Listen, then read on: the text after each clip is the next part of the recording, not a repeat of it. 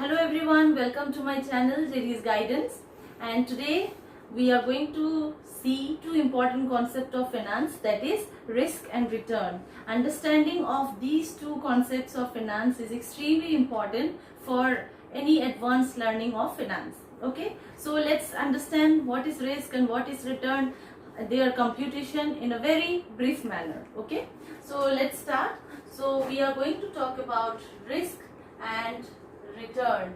So remember, risk and return are the very two important aspect when it comes to investments.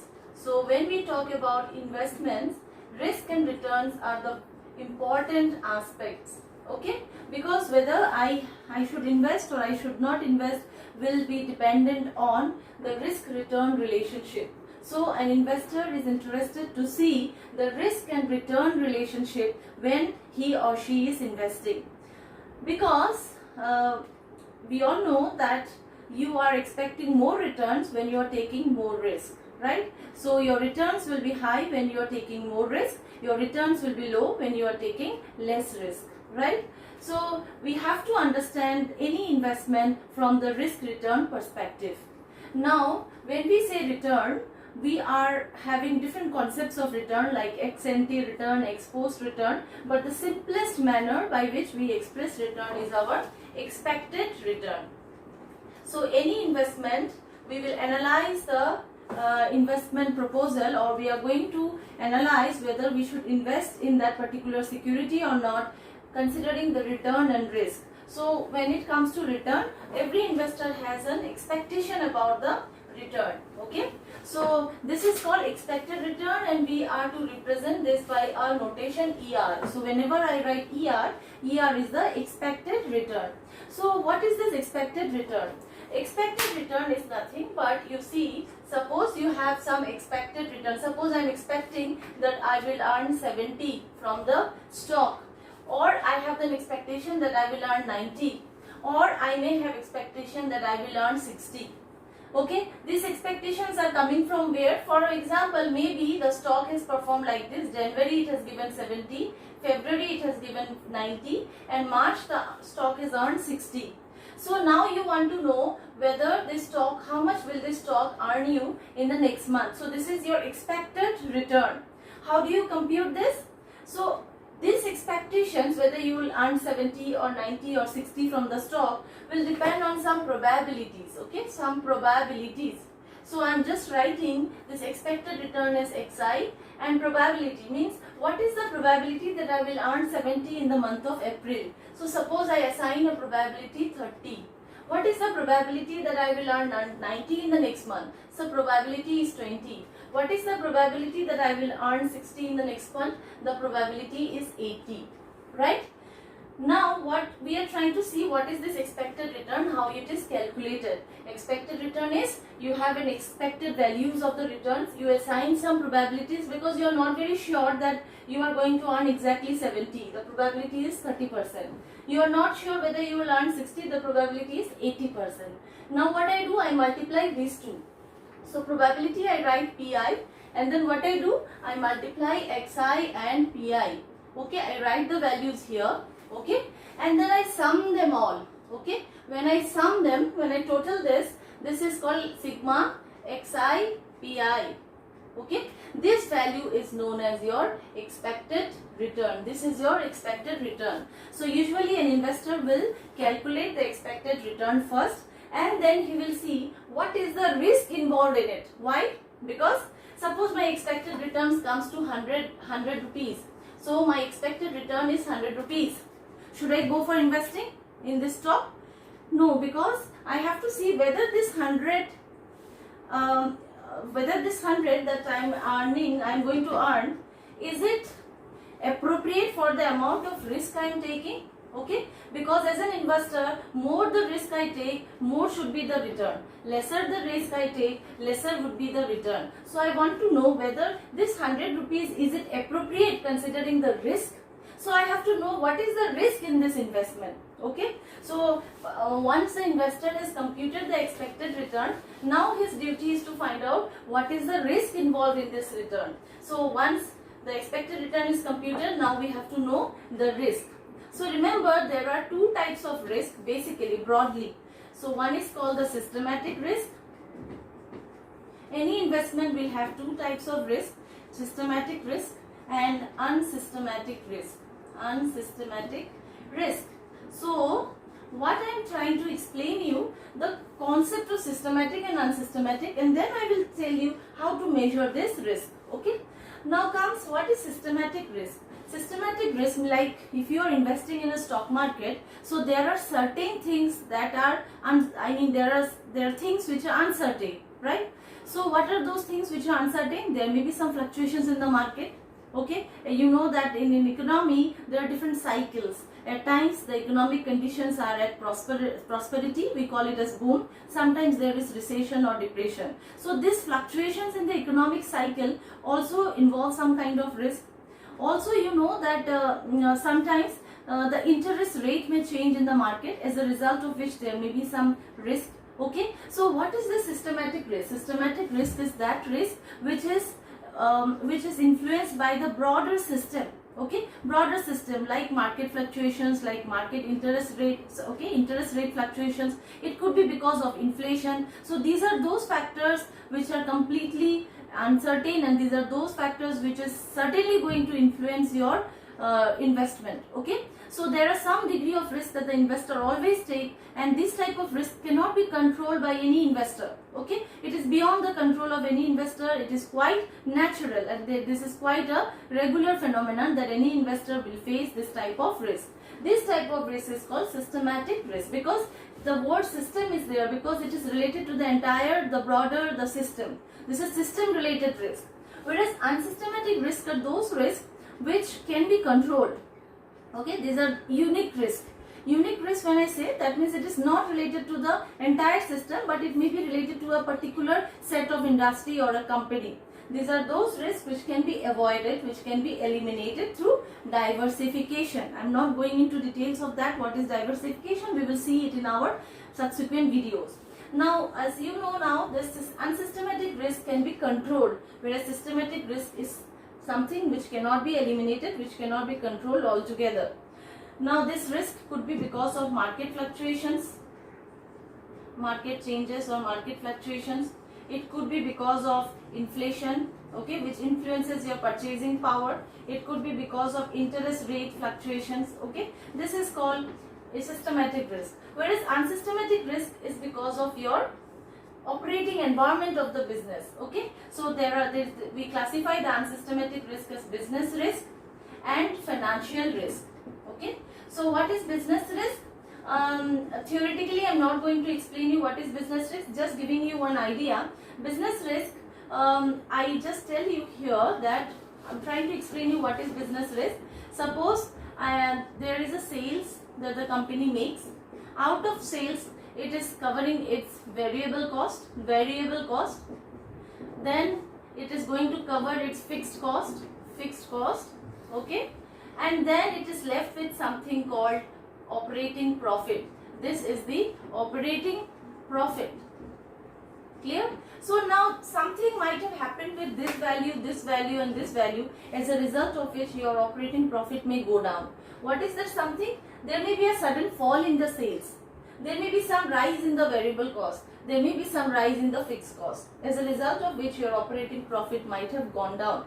So this type of risk that the company or the investor may experience, this is known as the business risk, right? So actually it can be controlled through proper planning. You make a proper planning of your cost and the sales, then it can be reduced, it can be eliminated. Okay, try to invest in multiple securities, not just, suppose this is a case of textile, maybe a textile unit where you have invested, it is a case. So if you invest in, say, software also, okay, or if you invest in airlines or aviations also, then if something happens here, you are not to worry much, because you have some other sectors where you have made investments. So this type of risk can be controlled through this strategy is known as diversification. Means you are not putting all your money in the textile, but you are putting something in software, something in aviation. So as a result of some change in the operating environment of textile, you are suffering some loss because of falling operating profit, but the same will be compensated by the other sector. Now what is financial risk? Financial risk is, suppose the company has gone for, the company has the company's source of fund includes two broad sources. One is called owner's fund, or we call it equity fund, and the other one is the borrowed fund.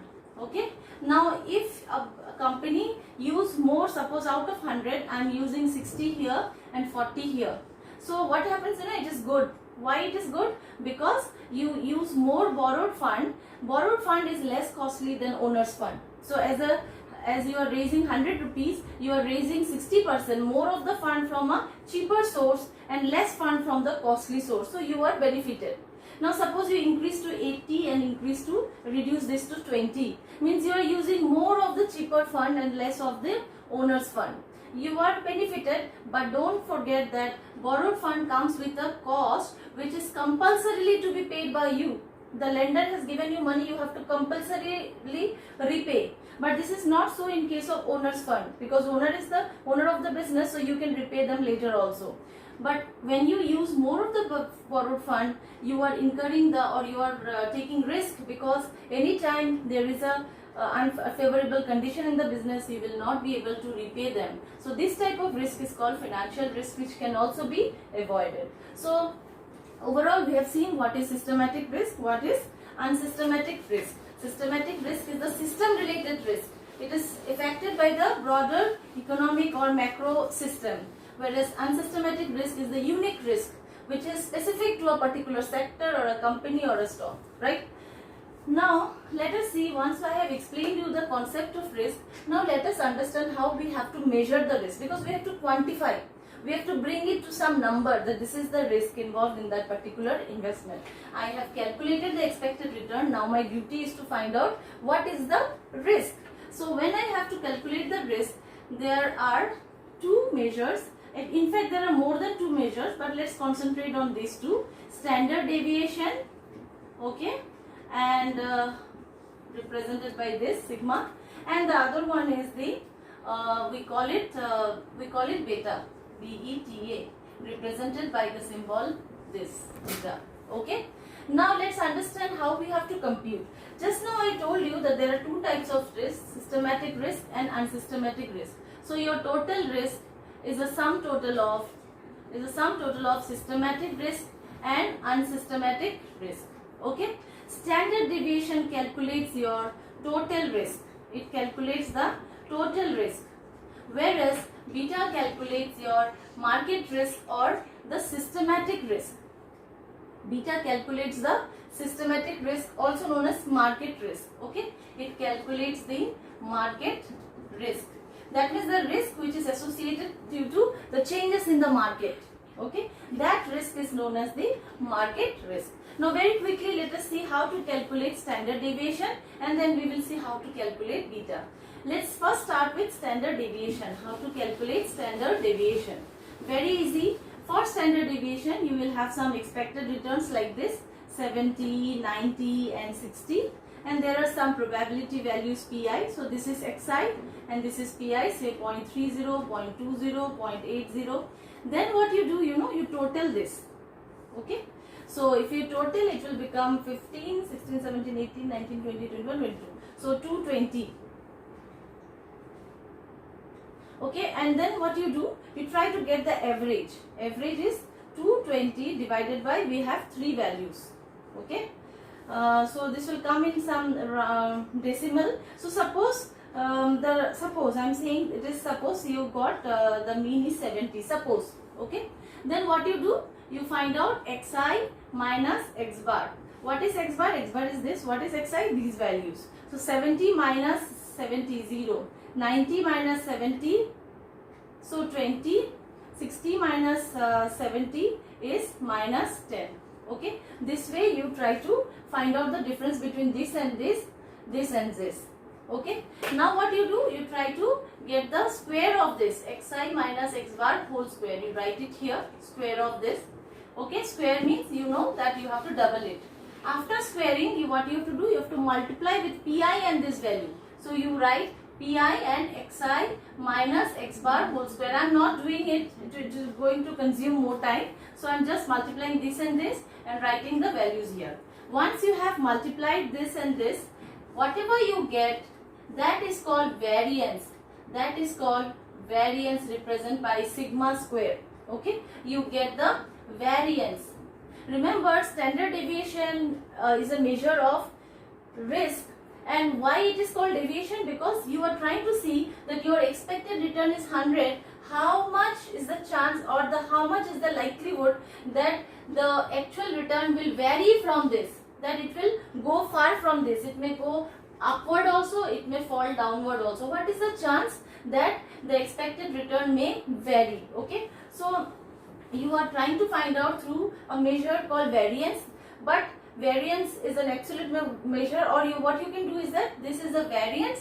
So you know that sigma square is variance. So if you have to find out the standard deviation, you have to write standard deviation sigma is equals to root of this value, whatever value you got. So if sigma square is this and sigma is standard deviation, that means the root of this will be your standard deviation. So this is the how you are trying to see that this particular stock, how much is the risk involved, because standard deviation will be some value, it will be some value, say 220 or something. So this will tell you what is the variation, what is if your mean is 70, how much is the chance that your returns will be far from it. It will vary. How much is the chance that it will disperse or it will go far from the average. So more the standard deviation, more is the risk. Okay, so this is a measure of total risk. I repeat again, standard deviation tells you how much is the likelihood or the chance that your returns will be far from the mean returns. Okay, so your mean return is 70 and the standard deviation, suppose I have not calculated, is 20. So it tells you that the actual return is, there is a chance that it will deviate to the extent of 20. Okay, that is why it is called standard deviation. It will deviate. More the standard deviation, more is the risk. Now comes the next measure, that is called beta. And you know now that beta is a measure of market risk. It is a measure of systematic risk. In finance, we are giving more importance to the systematic risk because this is that risk which cannot be diversified. Whereas unsystematic risk is controllable risk, therefore we are not considering it all the time. Okay, so let's consider beta. How to calculate beta? Remember, beta has a relation, it is a relative measure of risk. Okay, standard deviation is an absolute measure of risk. It tells you what is the absolute risk in this investment, whereas beta is a relative measure of risk. It tells you that what is the risk in a relative sense. What is this relative? Relative means it tells you the relation between the stock returns and its relationship with the market returns. Market return. So let me explain you what I have written here. You see, any stock will give you some return. So I am writing the total return as Y. This return will come from two sources. One is called alpha, another one is beta times X. What does this mean? This is where you have to pay a lot of attention. Now a stock is giving you 100 rupees return. Okay, a part of it is coming, say for example 80, and part is coming due to market. This X is the market return. This is called market return, and this Y is the stock return. The stock is paying you 100 as a return. Now this 100, part of it is coming due to market fluctuations. Due to market, okay, up and down, you are getting 20 rupees.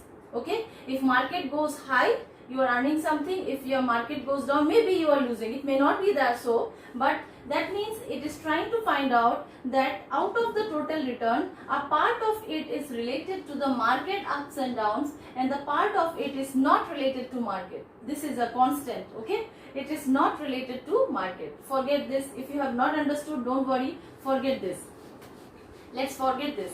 Now what I am saying is that when there is a stock, okay, the stock is earning some return, and how much this earning is related to the market ups and downs. Okay, when I say market ups and down means we are talking about some index, okay, market index. Maybe you are talking about some Nifty, or you are talking about say Sensex. So you are trying to see that how much is your stock related with the market returns. Like if market goes high and down, what is the stock's behavior? Okay, now suppose I say when the market goes high, my stock return also goes high. If the market goes down, the stock return also goes down. Or it could be the other way, if the market goes high, the stock goes down, or if the market goes down, the stock goes up. See, here it is positive, this is also positive, this goes high, this also goes high. If this goes down, this also goes down. But here the relationship is opposite. If this goes up, so it is possible that the stock may behave in the same manner as the market behaves. Or it may also be possible that the stock may behave in an opposite direction. Now, beta tells you that to what extent that particular stock is sensitive to the change in the market. Okay, if market changes by 1 and the stock also changes by 1, then I will say they are perfectly positively correlated. Okay, but if it is like this, that means it is increasing by 1, this also increases by 1, that means they are perfectly correlated. But if it increases by 1 and it increases by say 0.3, that means they are positively correlated, but not that, I mean they are positively but not highly correlated. If market increases by 1, okay, the individual stock return increases by just 0.3, means it is not that sensitive. Okay, if market falls by 1, if the stock also falls by 1, then I will say they are perfectly correlated. But if the market decreases by 1, the stock decreases by only 40, I will say that they are correlated negatively, but not that negatively. Means if the market falls by -1, it is not falling to that extent, it is falling but to a little extent. It may also happen if the market goes high by 1, the stock goes high by 1.5, means it is highly sensitive. If market falls by 1, the stock falls by -1.5, means it is highly sensitive. Okay, so this is what is captured by something called beta. This is captured by beta. So beta tells you what is the reaction of the stock due to the change in the market. Okay, what is the reaction of the stock due to the change in the market? If the beta value is equal to 1, then you will say that the stock is average risky, the risk is average. If the beta value is greater than 1, it is more risky, it is highly risky. If the beta value is less than 1, I would say it is below average risk. The risk is below average. Okay, so this is the significance of beta. So what beta tells? Beta tells the relationship between the individual stock due to the market fluctuations. And this tells you that whether the stock is behaving just like the market or not, or it is behaving like market but not exactly like the market. Okay, so beta will tell you the sensitivity of a particular security due to the change in the market. Okay, so this I think I have explained you, because any stock is affected by the market fluctuations, as I have explained you on the systematic risk. Now to what extent the stock is affected by the market fluctuation will be determined by beta. And why it is a measure of risk? Because if the beta value is greater than 1, means the stock is highly sensitive.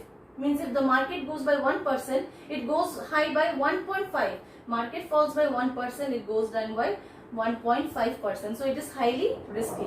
It's better that the beta remains less than 1, then it will be indicating that the stock is not that risky.